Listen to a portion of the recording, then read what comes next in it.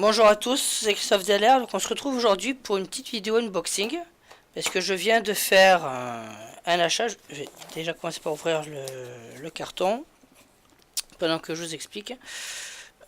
Donc je souhaitais faire des vidéos sur la chaîne sur des vieux jeux consoles. Et donc pour ça j'avais besoin de pouvoir record la SNES Mini ou autre console d'ailleurs. Si j'arrive à ouvrir le carton. Et donc pour ça, je me suis pris un boîtier d'acquisition. Si j'arrive à ouvrir ça, je vais pouvoir vous le montrer. Voilà. Donc je me suis pris un boîtier d'acquisition. Voilà. Donc c'est un Hauppauge HDPVR 60. Donc qui va me permettre de pouvoir enregistrer jusqu'à 1080p en 60 fps. Donc ce qui va être assez pratique puisque les vidéos sur la chaîne, je les fais toutes en 1080p et 60 fps. Ce matériel va aussi me permettre de pouvoir faire du speedrun de jeux console. Notamment un jeu qui me tient particulièrement à cœur, qui s'appelle Secret of Evermore, que je vous ferai bientôt sur la chaîne en let's play. Alors je ne peux pas vous dire exactement à quelle date, mais c'est prévu. Donc si j'arrive à sortir la boîte, voilà. En tout cas c'est prévu, donc je ne peux pas dire non plus à quelle date, je ne sais pas quelle date exactement. Mais voilà, vous aurez des jeux consoles qui sortiront, des vieux jeux consoles essentiellement, ainsi que des vidéos speedrun. Je vais pouvoir m'attaquer au speedrun de ces jeux là. Donc dans le carton j'ai le Quick Install Guide. Bon, juste là une info pour pouvoir télécharger le logiciel de capture. Pardon. Dans une petite housse de protection bien sympathique d'ailleurs, l'appareil, donc le boîtier d'acquisition. Donc on voit ici, il est assez sobre, mais c'est assez sympathique. Donc ici on a les connectiques. Ici l'USB, je vais peut-être me rapprocher un peu plus pour qu'on puisse voir. Donc ici on a l'USB, ici on a le HDMI in et le HDMI out. En fait, je le branche en USB sur l'ordi. À partir du logiciel prévu pour, je vais voir si ça marche aussi avec Playclaw, BS et d'autres logiciels pour pouvoir enregistrer. Le HDMI in, c'est pouvoir brancher la console en HDMI dessus. Et le HDMI out, c'est pour passer de l'appareil à la télé, ce qui me permet d'avoir les images en temps réel sur la télé. Mais l'appareil il reçoit les images et donc il va pouvoir les envoyer en fait à l'ordi pour enregistrement. Et ici, hop, j'ai un câble HDMI fourni avec, ainsi qu'un câble USB, donc qui est le câble USB que l'on relie de ce côté-ci. Je vais l'ouvrir parce que de toute façon je vais en avoir besoin. Hop, vas-y. Ah, on peut plus ces ciseaux. Ils sont trop vieux. Voilà.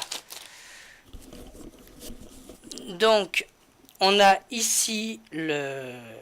Attendez, je vais vous montrer en étant sur mon bureau, ce sera quand même plus facile. Je finis d'ouvrir ça. On va voir ça exactement en détail. Parce que là en plus, vous m'entendez mais vous ne me voyez pas vraiment. Hop. Pardon. Voilà. Ah, là déjà, au moins, vous pouvez me voir. Si j'arrive à me cadrer au niveau de la caméra, je vais la remettre en place. Hop, à son endroit initial. Que je me positionne. Voilà. Donc, l'appareil, comme je le disais tout à l'heure, donc avec les connectiques. Ici, nous avons le câble USB, je cherchais le mot, excusez-moi. Donc d'un côté, la partie USB standard que l'on branche sur l'ordi. De l'autre côté, c'est cette prise-là que l'on va venir brancher ici, dans la partie USB. Hop, si j'arrive à vous le montrer. Oups. Enfin bref, vous le branchez là, dans la partie USB. Et ici, bah, c'est le classique câble HDMI qui est fourni. Alors ça, c'est très bien parce qu'ils ne sont pas toujours fournis, ce genre de câbles, hein, les câbles HDMI. Ils ne sont pas toujours fournis dans les matériels quand on achète. Par exemple, on achète un écran pour ordi, on n'a pas de câble HDMI fourni avec. Ni de câble DVI, ça va être un câble tout à fait standard, analogique. Voilà. Donc là, j'ai l'appareil. Je viens de l'ouvrir devant vous, donc du coup, je ne l'ai pas encore testé. Je le testerai et je ferai une petite vidéo où je montrerai son utilisation, comment il marche, et je donnerai mes impressions dessus. En tout cas, je suis content d'avoir acheté ça, même si je ne l'ai pas encore utilisé, mais pour ce que j'en ai vu, il a l'air vraiment bien.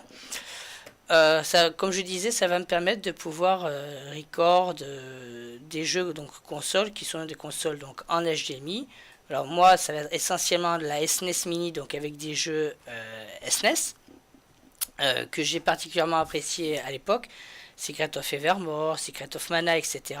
Donc plutôt que prendre un émulateur sur l'ordi et d'y jouer avec la manette de la Freebox, que je trouve c'est pas, comment dire, au toucher c'est pas que c'est pas agréable, mais que ça me plaît moins bien, disons, que la manette SNES normale que l'on a avec la SNES Mini, qui est la véritable manette SNES. En plus, les émulateurs, avec les dernières versions des émulateurs, ça déconne sur pas mal de choses, notamment le fait d'aller en diagonale, ce genre de choses qui ne fonctionnent pas. Donc pour moi, c'est pas pratique du tout. Du coup, c'est pour ça que j'ai acheté d'ailleurs la SNES Mini. Avec ça, donc, je vais pouvoir record la SNES Mini, mais aussi pourquoi pas la PlayStation 3, qu'avec mon frère nous avons quelques jeux dessus. Et je vais pouvoir m'attaquer au speedrun de Secret of Evermore, parce que vous avez vu déjà sur la chaîne, il y a 2 vidéos speedrun de Little Big Adventure 2. Alors je pourrais continuer tout à fait à m'entraîner pour essayer de m'améliorer, d'autant que j'ai encore des fails à certains endroits, à certaines zones.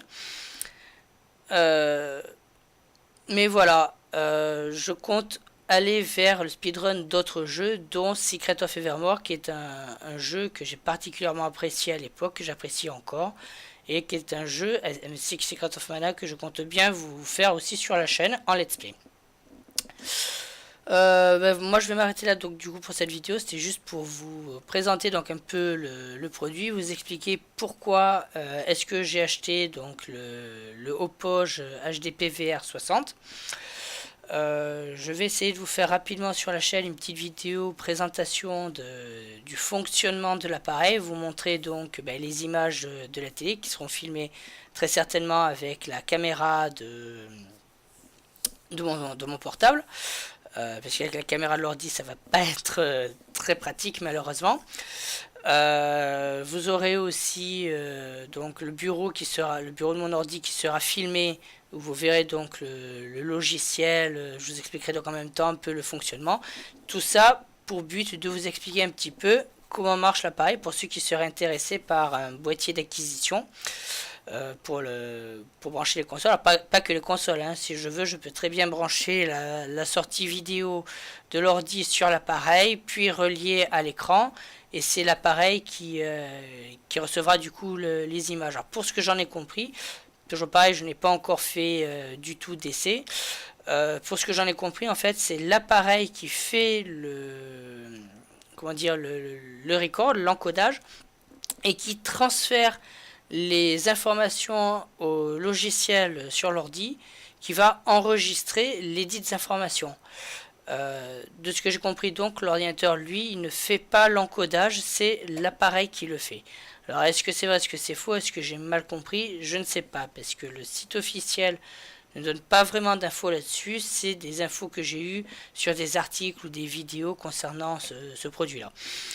Donc c'est quelque chose d'assez intéressant. Si vraiment c'est l'appareil qui fait tout l'encodage, Ça c'est vraiment quelque chose de cool parce que du coup ça décharge les cartes graphiques d'un ordinateur si c'est relié à l'ordinateur, et c'est quelque chose qui peut être assez intéressant. Par exemple, pour quelqu'un qui a un ordinateur qui n'est pas forcément très puissant et qui ne pourrait en temps normal pas filmer parce que la carte graphique ou le processeur ne pourrait pas encoder et faire tourner le jeu en même temps. Si l'encodage est vraiment fait par l'appareil, c'est un bon moyen de pouvoir filmer sans avoir une grosse machine qui est tout le matériel nécessaire. Moi, la mienne, elle a largement le matériel nécessaire, que ce soit sur le CPU ou sur la carte graphique. Il n'y a aucun souci là-dessus. Ma machine, elle gère. Donc ça, à ce niveau-là, il n'y a pas de problème. Mais voilà. En tout cas, voilà, je vais faire une vidéo où je présenterai le fonctionnement de ce produit, je vous donnerai mon ressenti dessus et un peu des informations dessus concernant justement les histoires d'encodage, etc. par rapport au test justement que je vais réaliser. Voilà, ben comme d'habitude, si vous avez apprécié cette vidéo, n'hésitez pas à commenter, à partager la vidéo, et puis moi je vous dis à bientôt.